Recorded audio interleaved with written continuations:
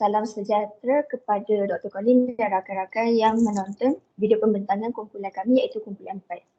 Kumpulan kami akan membentangkan 5 garis masa mengenai sejarah sosial nasional yang terdapat di negara kita iaitu Malaysia. Jadi, saya akan memulakan dengan abad ke-14. Abad ke-14 ini bermula pada tahun 1301 sehingga tahun 1401 sebelum Masihi. Golongan sasaran untuk karya sastra pada abad ini hanyalah kepada golongan kerabat diraja sahaja. Kemudian karya sastra abad ini mempunyai pencampuran antara fakta, legenda dan juga mitos. Contoh karya abad ke-14 yang kumpulan kami ambil ialah Hikayat Merong Mahawangsa. Hikayat Merong Mahawangsa ini ditemui pada tahun 1316. Kemudian penulis untuk hikayat ini tidak diketahui kerana masyarakat terdahulu hanya menyampaikan hikayat ini melalui lisan sahaja. Oleh itu, pengkarya asal untuk Hikayat Merong Mahawangsa ini tidak diketahui nama. Kemudian, tema untuk Hikayat Merong Mahawangsa ini adalah hikayat diraja sebagai panduan untuk memastikan keturunan Sultan Kedah yang akan datang akan mengetahui asal-usul peraturan dan adat istiadat Raja-Raja Melayu bagi membentuk sebuah kerajaan yang aman dan makmur. Seterusnya saya serahkan kepada Shalini. Seterusnya abad ke-15. Abad ke-15 ini bermula daripada tahun 1401 hingga 1500 tahun.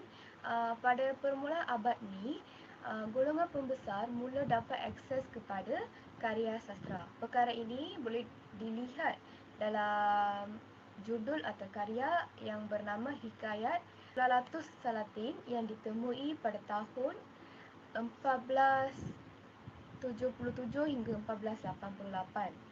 Tahun penemuan karya ini sangat lama sebab Lalatus Salatin ini mengumpulkan hasil kumpulan raja-raja yang berada di alam Melayu tersebut. Penulis bagi judul ini adalah Bendahara Paduka Raja Tun Sri Lanang atas titah Sultan Alauddin Riayat Shah.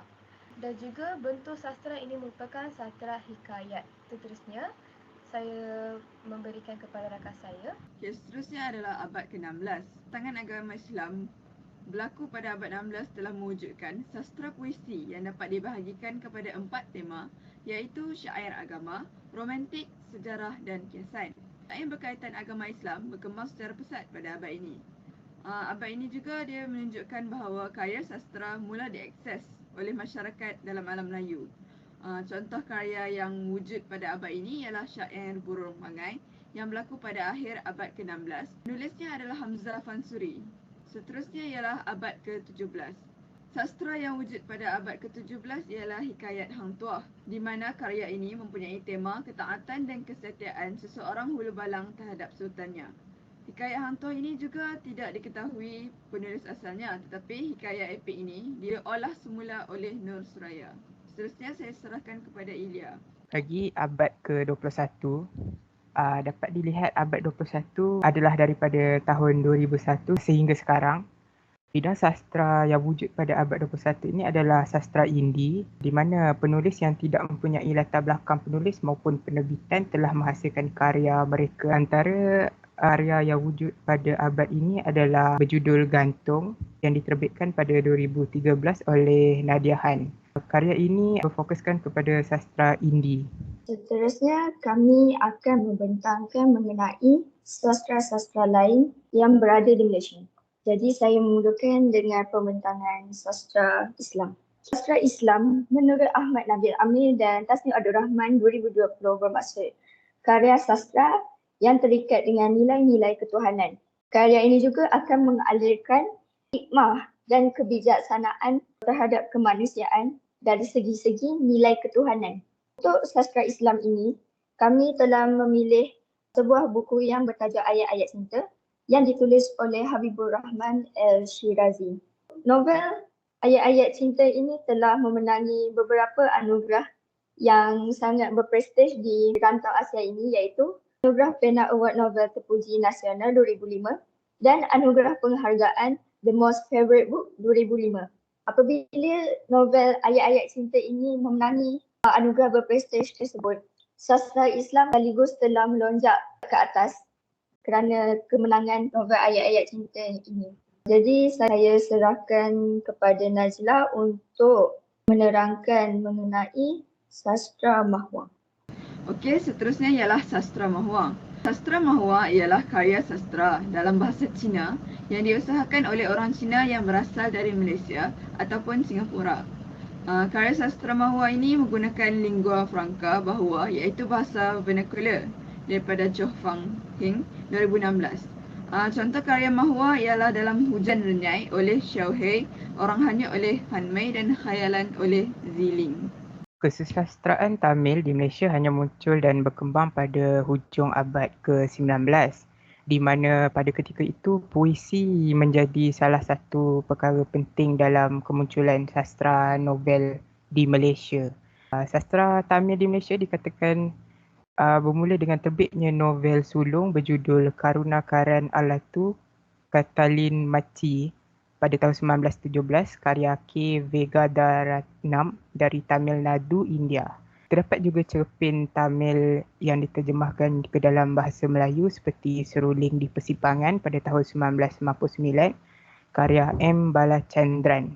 Untuk sastra Malaysia dalam bahasa Inggeris, kegiatan penterjemahan seperti yang kita maklum telah giat berlaku sejak zaman Kesultanan Melayu Melaka, di mana karya-karya sastra ini diterjemahkan ke dalam bahasa-bahasa asing seperti bahasa Inggeris, bahasa Portugis, bahasa Perancis dan lain-lain bahasa lagi. Untuk sastra Malaysia dalam bahasa Inggeris ni, terdapat beberapa karya yang telah diterjemahkan ke dalam bahasa Inggeris. Kami mengambil karya bekas sastrawan negara iaitu Ari Nawati, iaitu West Within West yang diterbitkan pada tahun 2010. Kegiatan penterjemahan ini dikatakan agak lemah oleh sastrawan negara yang terkini iaitu Prof. Emeritus Dr. Muhammad Haji Saleh kerana kekurangan dari segi dana dan kewangan serta institusi arus perdana seperti DBP tidak melakukan proses penterjemahan buku lagi, menyebabkan proses penterjemahan buku ini menjadi makin merundumlah dalam sejarah sastra nasional di negara ini. Oleh itu, sastra Malaysia dalam bahasa Inggeris ini sangatlah kurang dalam perkembangan sejarah sastra nasional di negara ini. Kesusastraan kanak-kanak dikatakan bermula pada abad ke-17 kerana didapati pada ketika itu kanak-kanak menggunakan buku walaupun pada masa itu belum lagi ada usaha khusus untuk menerbitkan buku kepada golongan kanak-kanak. Kesusastraan kanak-kanak berkembang dalam 3 tahap yang umum iaitu tahap permulaan dari segi penerbitan misi Kristian, tahap pertumbuhan iaitu dari peranan pejabat karang-mengarang dan tahap selepas merdeka iaitu pertumbuhan penerbit baru. Terdapat juga buku cerita dongeng, tradisi dan klasik tempatan yang popular bagi kanak-kanak. Contoh yang dapat diambil adalah daripada Batu Belah Batu Bertangkuk dihasilkan pada tahun 1937 oleh Abdul Samad. Sastra remaja merupakan sastra yang memfokuskan kepada golongan remaja. Sastra remaja yang kami cari adalah Jendela Menghadap Jalan yang merupakan satu buku Komsas iaitu pada tahun 2009 ianya dikeluarkan oleh penulis Ruhaini Mat Darin. Seterusnya sastra wanita. Dalam sastra wanitanya, penulis yang paling terkenal adalah Dr. Zurina Hassan.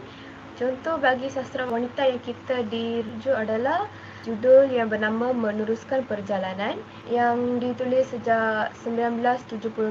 Dalam sastra ini, Dr. Zurina Hassan telah menyatakan kehidupan masyarakat yang khasnya kepada wanita di dalam negara yang sedang membangun ini. Beliau juga mengatakan watak-watak wanita yang terdiri daripada wanita yang berazam untuk maju sebagai penulis, pegawai, pendidik, pelajar dan sebagainya. Tetapi mereka menghadapi pelbagai jenis cabaran dan masalah dalam meneruskan perjalanan, iaitu judul sastra wanita ini yang meneruskan perjalanan ke pulau cita-cita untuk mencapai cita-cita mereka. Seterusnya adalah sastra Sarawak. kita mengambil judul yang bernama Pemberontakan yang ditulis sejak 1988 hingga 1989 dan penulisnya adalah Zhou Qianlai. Sastra ini ditulis pada tahun tersebut disebabkan Sarawak berlaku pemberontakan komunis. Ini memberikan kepada penulis tersebut untuk memberikan pendedahan kepada kita semua yang apa yang berlaku pada tahun tersebut. Sastra Sabah ialah sastra yang dihasilkan di negeri Sabah yang mengembangkan bahasa, sastra dan budaya tempatan Sabah.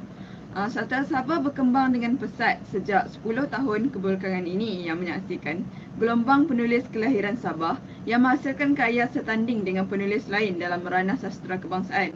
Antara penggiat dalam sastra Sabah adalah Nim Yorza, Mohilis dan Syahfirah Sukur. Contoh karya sastra Sabah ialah Cawan Odin yang akan diterbitkan oleh Dewan Bahasa dan Pustaka oleh Rohaini Mat Darin Cerpenis dan novelis sastra Sabah prolifik. Sastra Sabah yang kami pilih bukan adalah Cerita Perang Bariga yang diterbit pada tahun 2015 oleh Rohaini Mat Darin juga. Seterusnya, sastra cyber. Seperti yang kita maklum bahawa sastra cyber ialah sastra yang dicipta melalui media elektronik yang mempunyai audio, video serta animasi yang berwarna-warni. Untuk genre sastra cyber ini, sastra ini mempunyai genre interaktif di mana pengkarya serta pembaca boleh merespon secara terus, tidak kira di mana mereka berada dan pada bila-bila masa sahaja. Sastra cyber pada masa kini lebih dikenali sebagai e-sastra. Antara orang-orang penting untuk sastra cyber ini ialah Irwan Abu Bakar yang merupakan orang yang membangunkan laman web e-sastra. Jadi karya yang kami ambil untuk sastra cyber ini ialah karya Hostel Debaran Kedua. Karya Hostel Debaran Kedua ini merupakan sebuah karya novel yang dicipta oleh gabungan penulis-penulis melalui satu program penulisan novel atas talian. Okey, untuk bahagian ketiga, kami akan menerangkan transformasi yang dilalui oleh kesusastraan Malaysia dari satu abad ke abad yang lain. Kesusastraan Malaysia mengalami transformasi yang signifikan dalam peralihan abad ke-14 sehingga abad ke-21 iaitu sekaranglah pada tahun 2024. Jadi terdapat 8 ciri-ciri transformasi yang kami peroleh daripada kajian Zakaria et al. 2018. Untuk ciri yang pertama iaitu pengaruh Islam. Pengaruh Islam ini seperti yang kita maklum telah datang ke tanah Melayu sejak abad ke-14 lagi. Jadi pengaruh Islam ini telah menerapkan beberapa ciri-ciri yang terdapat dalam karya sastra seperti tema, nilai dan gaya penulisan. Selain daripada itu juga banyak karya sastra yang ditulis dalam bahasa Melayu yang digunakan sebagai ajaran dan nilai-nilai Islam. Okey, seterusnya ayat puitis. Ayat puitis ini dapat kita lihat dalam hikayat-hikayat lama pada abad ke-14 di mana kebanyakan karya hikayat yang dihasilkan pada abad ke-14 untuk memudahkan lagi pemahaman, hikayat-hikayat lama seperti hikayat Marwah Hawasa, hikayat Hang Tuah dan lain-lain lagi menggunakan ayat yang mempunyai bahasa yang tinggi serta mempunyai gaya bahasa yang sangatlah menepati nilai estetika bahasa Melayu seperti penggunaan gaya bahasa hiperbola, eklamasi dan anti-climax. Seterusnya saya serahkan kepada Shalini untuk menerangkan tentang perkembangan hikayat dan pengaruh Kesultanan Melayu. Okey, seterusnya adalah perkembangan hikayat dan pengaruh Kesultanan Melayu. Dalam tahun ni kita dapat lihat yang pengaruh Melayu ni dapat memberikan kesan kepada kita untuk mengetahui tentang pengaruh mereka dalam alam Melayu dan perkembangan hikayat. Ini dapat dikaitkan dengan dasar-dasar kebangsaan seperti kebudayaan rakyat di serantau dan juga kita dapat terima kita dapat terima apa yang mereka mengatakan tentang budaya dalam alam Melayu ini. Ini juga merupakan salah satu rujukan untuk kita boleh mengaplikasikan dalam kehidupan kita untuk meneruskan perjalanan menjadi sebagai mereka untuk menjadikan sejarah dalam dunia kita. Dan alam Melayu ini merupakan dijadikan teras kepada kebudayaan kebangsaan yang kita diteruskan sehingga kini. Sebagai contoh, kita telah menjadikan bahasa Melayu sebagai bahasa kebangsaan dan bahasa rasmi negara ini. Dan bahasa-bahasa lain juga dianggap sebagai bahasa sukuan dan tidak juga dihalang untuk kita pelajari, tetapi namun bahasa Melayu dijadikan dibagi kepada keutamaan disebabkan bahasa rasmi negara kita. Seterusnya adalah saya serahkan kepada rakan saya, Nazla. Seterusnya ialah perubahan gaya penulisan. Perubahan dalam gaya penulisan kesusastraan berlaku sepanjang dalam tempoh daripada abad ke-14 hingga abad ke-21 ini. Gaya penulisan menjadi lebih berstruktur dan berorganisasi dengan penggunaan teknik naratif yang lebih maju jika dibandingkan dengan karya-karya yang dijumpai pada abad-abad sebelumnya, iaitu pada abad-abad ke-14 yang hanya disampaikan melalui lisan.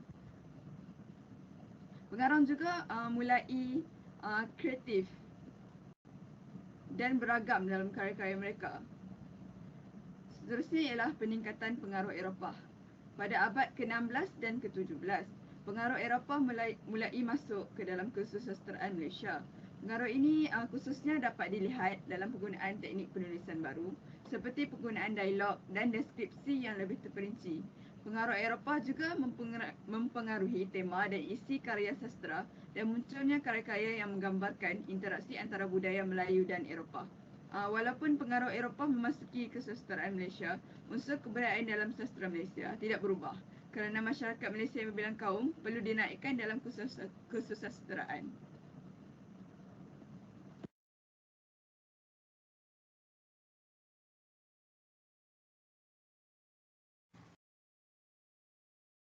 Pergi kepada realiti kehidupan sebenar atau realisme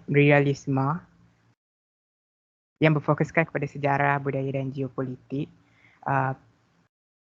Realiti kehidupan sebenar ini telah mempengaruhi penulisan karya sastra pada abad ke-21 berbanding abad ke-14 sehingga abad ke-17 yang mempunyai tema sistem diraja.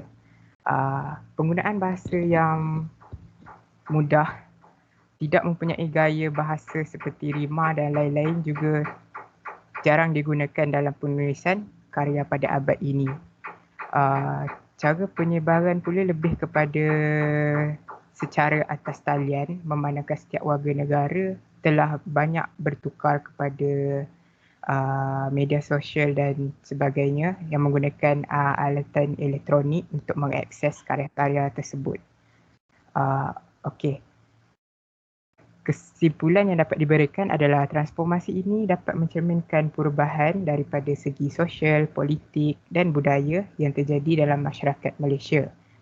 Kesusastraan Malaysia berkembang menjadi bentuk yang lebih kompleks dan beragam yang mencerminkan perubahan dan perkembangan dalam pemikiran dan pandangan dunia masyarakat Melayu. Kesusastraan Malaysia mengalami transformasi yang signifikan sepanjang abad ke-14 sehingga sekarang lah. Berdasarkan isi kandungan transformasi nasional yang kami bentangkan tadi, isi-isi kandungan ini dapat kami kaitkan dengan dasar-dasar kebangsaan seperti kebudayaan rakyat asal rantau ini, budaya lain sesuai dan wajar diterima sekiranya tidak melanggar agama Islam sebagai langkah penyerapan dan pengasimilasi yang berterusan, dan Islam menjadi agama rasmi ini juga dapat dikaitkan dengan isi kandungan transformasi sastra nasional di negara inilah. Oleh itu, kami dapat simpulkan bahawa perkembangan atau transformasi sastra nasional di Malaysia ini dapat sedikit sebanyak membantu dalam pembentukan negara bangsa. Janganlah kita berprasangka buruk dan menyatakan bahawa sastra Malaysia ini tidak memberi input apa-apa terhadap pembentukan negara bangsa, kerana apabila kita lihat setiap satu persatu ciri-ciri transformasi yang telah dibentangkan, jenis-jenis sastra yang kami bentangkan tadi, serta perkembangan sastra dari abad ke-14 sehingga sekarang, dapat kita buktikan bahawa yang setiap perkara yang berlaku itu sangatlah menyumbang kepada pembentukan negara bangsa. Sekian, terima kasih.